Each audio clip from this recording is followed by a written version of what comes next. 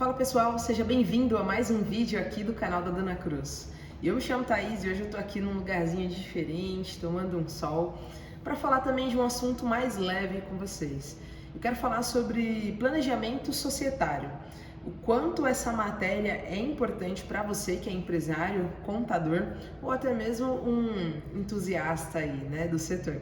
Então fica até o final que eu vou te dar uma dica, que é a dica mais importante, que é o planejamento societário de uma incorporadora com uma construtora, hein? Então, bora!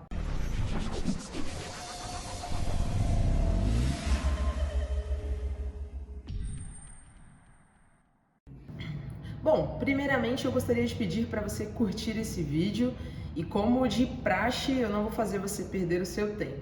O planejamento societário, ele visa que você planeje o tipo de empresa ou quais empresas você vai ter, a fim de garantir a segurança jurídica e a segurança operacional do seu negócio. O planejamento societário vem junto, dentro do nosso escritório, com o planejamento tributário, porque às vezes entendemos que separar as atividades ou até mesmo uni-las dentro de um CNPJ traz consigo mais segurança, ou separar traz também mais segurança. Então eu vou responder aqui primeiro uma dúvida que eu respondi hoje pela manhã em uma consultoria. Então a Miriam me perguntou o seguinte: Thaís, hoje eu sou arquiteta e pretendo ter um KNAI também de construção. O que é melhor eu fazer? É melhor eu colocar tudo dentro de um CNPJ? Bom, primeiro a gente precisa analisar as duas atividades. Primeiro vamos analisar a arquitetura. A arquitetura, geralmente quem faz ou é uma pessoa que tem um sistema, ou são vários arquitetos, arquitetas que desenham ali o projeto e tem um sistema também operacional. Então o custo disso é bem baixo. E por mais que você registre esses arquitetos na sua folha de pagamento, também tem um custo reduzido, a não ser que você seja um big escritório de arquitetura, onde tem ali 50, 40 arquitetos desenhando para você.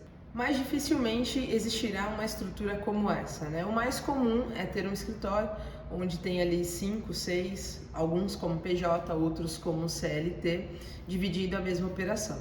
Porém, quando a gente analisa a questão da construção, muito da mão de obra precisa ser registrada ou na sua empresa ou na empresa de terceiros que também faz a contratação e registro desses colaboradores. Infelizmente, nesse setor, no setor da construção civil para a construção mesmo, você tem muita informalidade e muita incapacidade técnica dos contratados. E longe de mim querer ofender alguém, mas as pessoas elas vêm com um tipo de maturidade para trabalho bem menor. E o que eu quero dizer com tudo isso? Isso tudo pode te trazer uma questão de processos trabalhistas para o seu negócio. Então, sempre que eu puder orientar, eu vou orientar que a mão de obra fique em uma empresa única e exclusiva, para que ela assuma todo esse problema que possivelmente pode ter. Sem falar que essa parte da construção, ela envolve um número muito maior de registro, né? Então, a probabilidade de dar trabalho, de dar mais trabalho, é muito maior. Então, fica aqui o alerta para vocês, tá bom? Então, respondendo essa pergunta, também tem uma questão de societário que a gente precisa analisar no seguinte: essa pessoa ela já tem uma empresa da qual ela é 100% administradora e essa empresa está no Simples Nacional. Quando a gente fala de abrir outra empresa onde ela também vai ser administradora, precisa entender que perante a lei do Simples Nacional, estas duas empresas se somam para o valor total ali do Simples. Né? Até me fugiu aqui a palavra, mas essas duas empresas, o faturamento dessas duas empresas somam para que seja ali analisado o limite do Simples Nacional. Então tem que tomar muito cuidado, porque existe aqui essa regra que eu vou deixar aqui do lado, que é você sendo administrador 100% de uma empresa, você não pode ter outro percentual dentro de outra empresa, tá bom? Então precisa analisar essa questão societária também. Tá? Outra dúvida pertinente dela é, ela tem vários negócios onde ela é sócia, mas ainda não aparece no contrato social. Então, além dessa limitação como administradora, a gente precisa entender que ela queria abrir uma holding, para essa holding participar das outras empresas. Para uma holding participar das outras empresas, precisa tomar cuidado, pois a lei do Simples Nacional, ela veda que em caso que você tenha sócio como pessoa jurídica, que a sua empresa entre no Simples Nacional. Então, todo o ecossistema dela, ela entrando com a holding, vai perder o Simples Nacional. Então, essa estrutura de holding precisa estar dentro de um projeto mais robusto, onde as empresas não estejam mais no Simples Nacional, estejam no lucro real ou no lucro presumido. Então, precisa entender que essa parte societária, não só por lei, mas também algumas regras dentro da junta comercial, deixam a gente meio embaraçado no meio do caminho, né? Por exemplo, na parte de lei, existem algumas empresas, como eu mencionei aqui, que ao entrar em outro grupo de empresa, perde um regime tributário específico. Já algumas regras dentro da junta comercial, quando você faz um tipo de alteração contratual, você não pode fazer outro tipo de alteração contratual, né? Então, se você está alterando o quadro societário, atividade, nome de empresa, você não pode alterar o tipo jurídico, por exemplo. Entendeu? Não é o caso, mas um exemplo para vocês entenderem. Então, toda essa parte societária, ela tem uma amarração muito grande que envolve a leitura da lei e a leitura também do manual da junta comercial daqui de São Paulo ou do estado onde você estiver, tá? Para entrar nesse âmbito societário, eu aconselharia que você primeiro estudasse sobre porte, depois sobre tipos e depois sobre, no geral mesmo, os tipos de empresa, casando ali com os portes e com os sistemas tributários, beleza?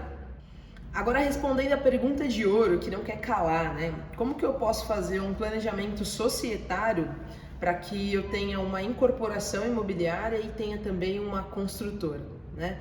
Quando eu estou falando de uma incorporação imobiliária, eu estou falando de venda de imóvel na planta, da qual eu não posso ser optante pelo Simples Nacional.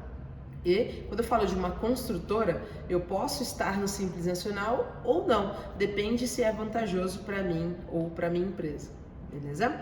Eu aconselharia por dois motivos que essas atividades não fossem juntas. Por quê? Vamos imaginar o seguinte cenário: eu estou construindo o meu empreendimento hoje com a minha mão de obra própria, então eu sou uma incorporadora que constrói para mim mesma, e aí eu tenho todo mundo registrado na minha folha de pagamento. De repente eu recebo um processo trabalhista que é bloqueado a minha conta bancária e eu perco acesso a todos os recursos que estão lá, inclusive das pessoas que estão depositando das unidades que já compraram.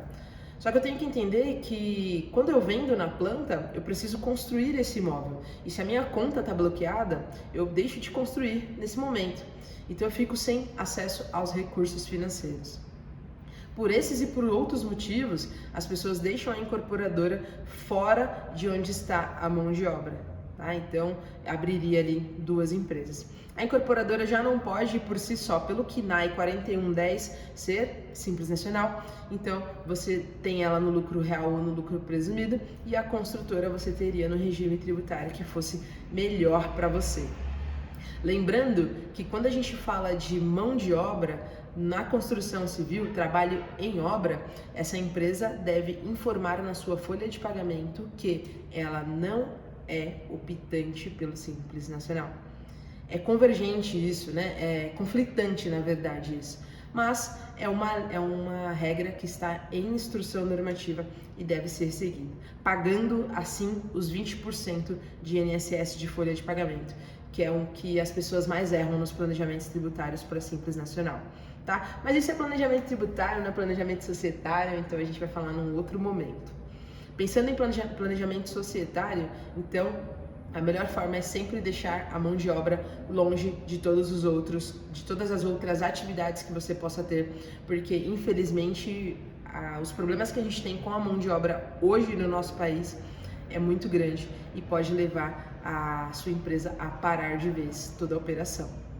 Beleza? Bom, um vídeo mais simples, mais good vibes por aqui. Se você gostou ou se você tem alguma dúvida, manda aqui embaixo porque vai ser um prazer responder vocês, beleza? Não esquece de curtir o vídeo, hein? Tchau!